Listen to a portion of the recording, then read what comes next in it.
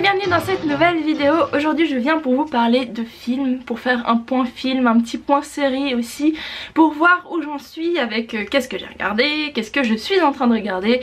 Et donc on va commencer tout de suite. Je commence avec les films, donc un film que j'ai vu il y a quelques mois en arrière qui s'appelait The Voices from the Stone. Et en fait c'est une adaptation cinématographique du livre La Voce della Pietra de Silvio Raffo, écrit en 1996. Et pour le coup je serais assez intriguée de lire le livre parce que vous savez c'est le genre de film où la fin est un petit peu ambiguë, puis ça remet en question tout le film.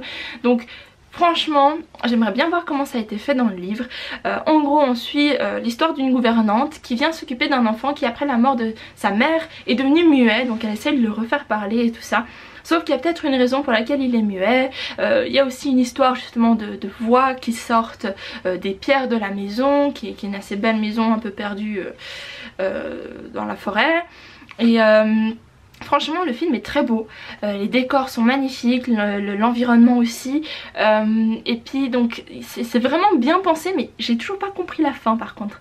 Ça il faudrait que je le revoie pour comprendre un peu mieux, mais ouais, c'est une histoire de fantôme quand même qui justement assez bizarre, qui influence aussi l'humeur des gens et tout, mais franchement je vous le conseille.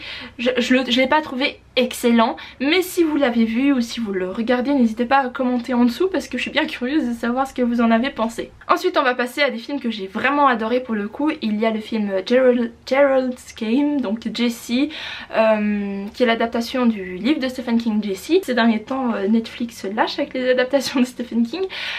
Franchement il est génial. Autant vous dire qu'au début j'étais pas du tout emballée par les premières scènes, j'étais là... Et en fait, donc l'histoire en elle-même est assez glauque hein, déjà, mais en plus ça a été vraiment bien fait, l'actrice mais juste géniale hein.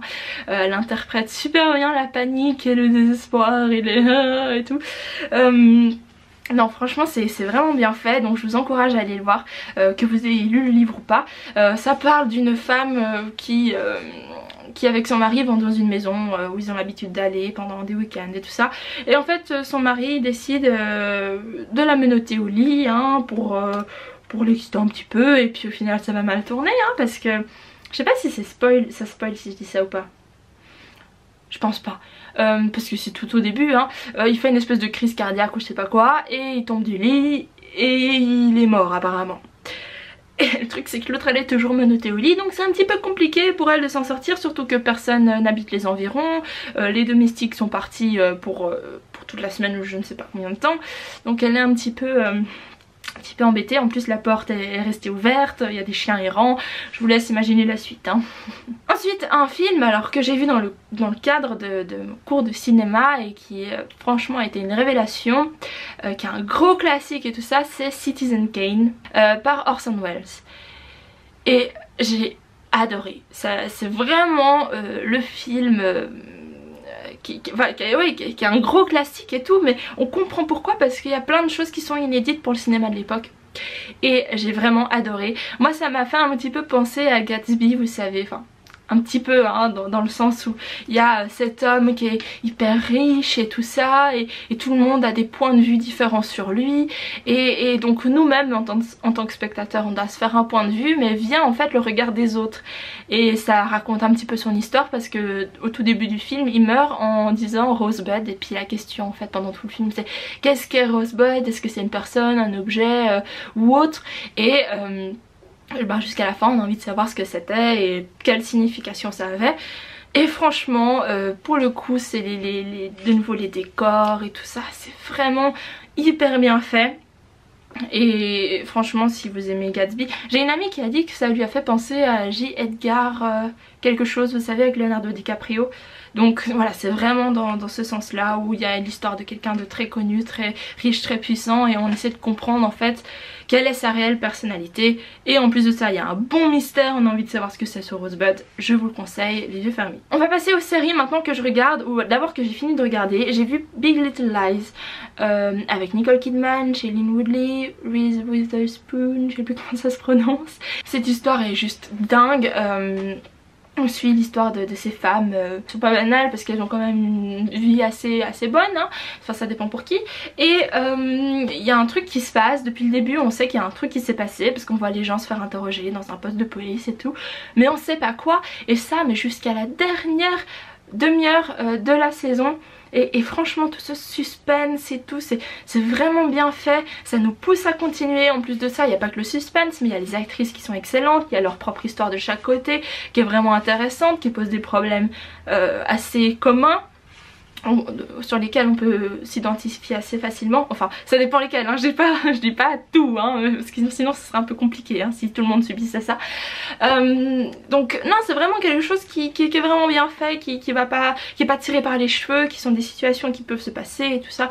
Et franchement j'ai adoré, les actrices étaient vraiment incroyables. Je crois qu'il a eu un truc, une récompense, mais je sais plus laquelle.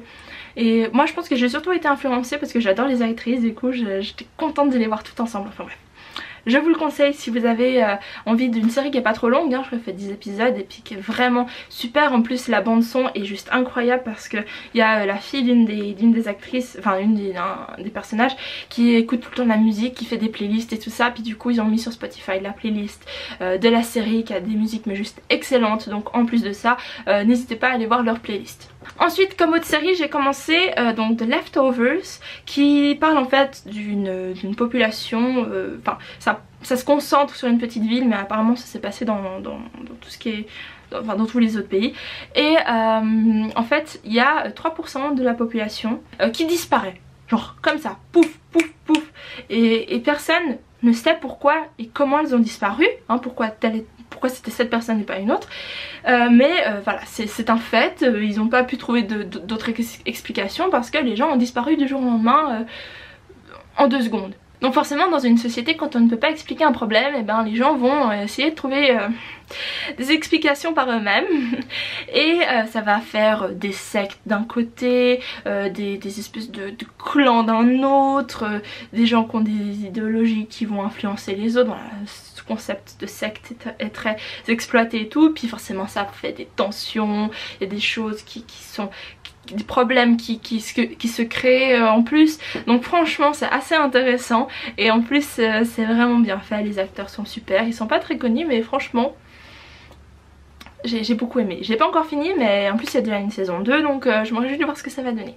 Et forcément les 2 séries que je suis en train de regarder, mais je pense que d'ici à ce que cette vidéo soit postée je les aurai déjà terminées. Donc c'est Riverdale et Stranger Things. Donc Riverdale, il y a un épisode qui sort chaque semaine, donc c'est clair que ça me prend un peu plus de temps à le voir. Mais Stranger Things, je suis à l'épisode 5 et il faut que je la finisse absolument parce qu'il y a beaucoup trop de gens qui en parlent et des fois qui spoilent sur Twitter. Et puis enfin bref, j'ai vraiment envie de la terminer. Mais, enfin franchement jusqu'à maintenant, que ce soit Riverdale ou Stranger Things, je les adore. Elles sont toutes les deux vraiment je trouve à la hauteur de la première saison.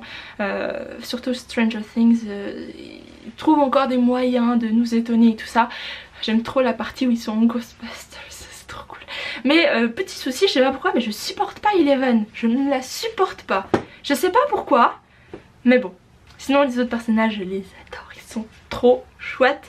Et dans Riverdale, ben voilà, au début, enfin j'étais là, ok.